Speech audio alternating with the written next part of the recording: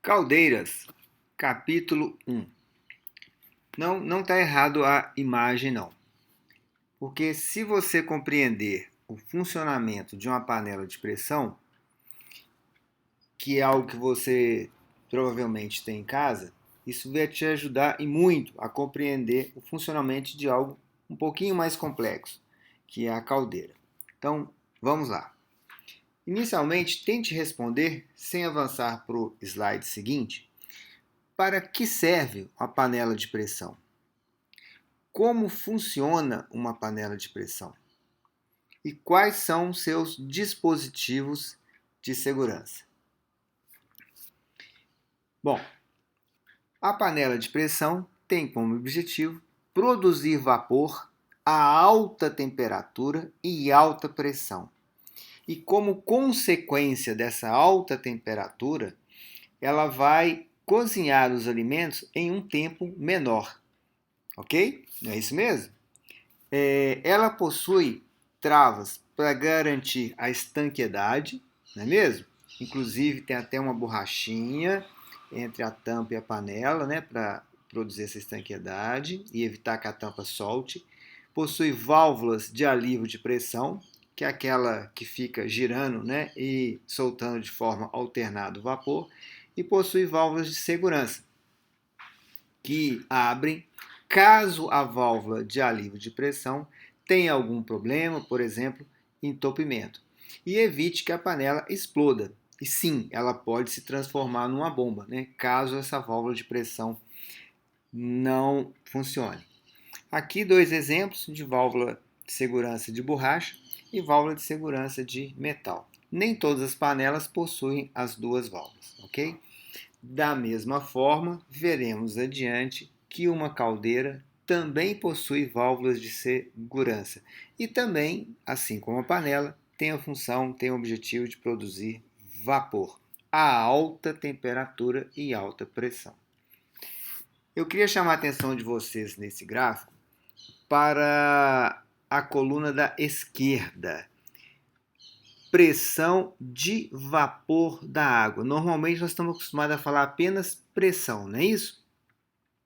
Observe comigo, na linha horizontal, a temperatura de 100 graus suba, você vai ver que ela corresponde ao ponto de pressão 760 milímetros de Hg aproximadamente. Isso é uma atmosfera.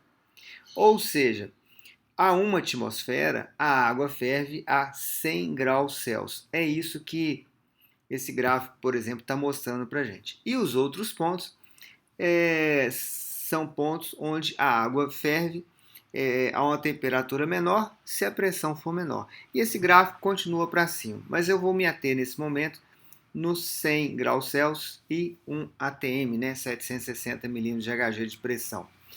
Esse vapor formado, né, ele é um vapor chamado de saturado.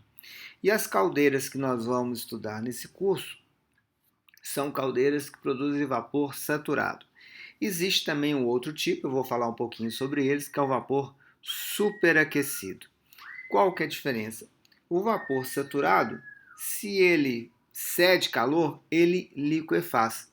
E o vapor superaquecido, não. Ele cede calor, ele diminui a temperatura, mas continua ainda na forma de vapor, ok?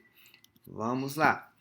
Para caldeiras que trabalham com vapor saturado, segundo a bibliografia, temperaturas até 200 graus Celsius, sim, você pode ter a água fervendo a 200 graus Celsius se a pressão for maior do que a atmosfera. A sua panela de pressão, por exemplo, a água ferve no interior dela aproximadamente a 120 graus Celsius, porque a pressão lá dentro é maior que a atmosfera. A função dessas caldeiras que trabalham com vapor saturado são cocção de alimentos, lavanderia, calefação doméstica, principalmente no sul do país e em outros países, né, que a temperatura atinge aí valores abaixo de 0 graus, esterilização de instrumentos, por exemplo, em hospitais, recaustagem de pneu, processos industriais, dos quais até a recaustagem é um deles. Nas aplicações para caldeiras trabalha com temperaturas acima de 200 graus Celsius, nós temos as máquinas a vapor, por exemplo, a conhecida locomotiva, navios e outras aplicações. O nosso estudo será, como eu disse, para caldeiras que trabalham até 200 graus Celsius, né, com vapor saturado. Uma definição. Observem que essa definição ela é bem intuitiva, né? Se você pensar na panela de pressão, você vai ver que ela descreve perfeitamente. Vamos lá. Equipamento que ferve a água, gerando vapor num ambiente fechado. Até aqui é o mesmo que uma panela de pressão. Porém, a diferença é que a caldeira envia esse vapor por linhas de tubulação para vários pontos onde vai ser utilizado em algum processo, ok? Lembrando que algumas caldeiras podem utilizar, além de combustíveis sólidos, líquidos, pode utilizar também a eletricidade para o aquecimento da água. Vamos ver aqui algumas aplicações. Primeiro caso, hotel ou hospital, né? Então esta é uma caldeira, como nós falamos, de vapor saturado. Eu queria que você observasse em cima à esquerda o tanque de alimentação da caldeira. Ela não é totalmente preenchida com água, ok? Uma parte com água, uma parte com vapor, e acompanha a linha de saída desse vapor, abastecendo aí a lavanderia, sanitários, cozinha, e após, no caso, esquentar água de chuveiros, lavar roupa, cocção de alimentos, esse vapor retorna para o reservatório. Então, este é um circuito que nós chamamos de fechado, um circuito fechado. Uma outra aplicação, caso 2, seriam as máquinas a vapor, né? A conhecida locomotiva.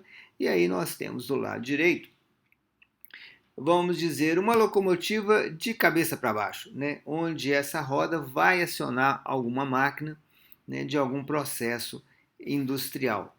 Aqui, esse tipo de caldeira, né, que aciona uma máquina térmica. Então, observe que o vapor ele vai ser canalizado até um pistão, produzindo um movimento alternado desse pistão, que através de uma haste gira uma roda, né? É um esquema básico do que acontece com uma locomotiva. Esta, diferentemente das anteriores, é uma caldeira de vapor superaquecido, né? Vai trabalhar com temperaturas aí bem acima de 200 graus Celsius. Onde que eu posso encontrar? Por exemplo, nas usinas termoelétricas. Aqui um esquema de uma usina termoelétrica. Nesta figura, nós temos uma caldeira aberta e eu queria que você observasse alguns componentes dessa caldeira, né? Então, na parte de cima, um manômetro indicando aí a pressão da caldeira, os pressostatos, né, que vão fazer o controle de abertura, fechamento de válvulas, a saída do vapor até os pontos onde eles serão utilizados em algum processo industrial, controle de nível de água da caldeira, isto é fundamental, ela não pode trabalhar totalmente cheia de água e nem ficar sem água, né? Vamos ver a consequência disso depois.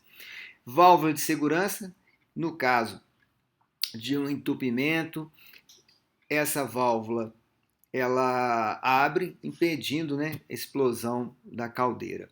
A saída de gás, né, chaminé, e os queimadores aí que vão lançar os gases a alta temperatura para vaporizar a água.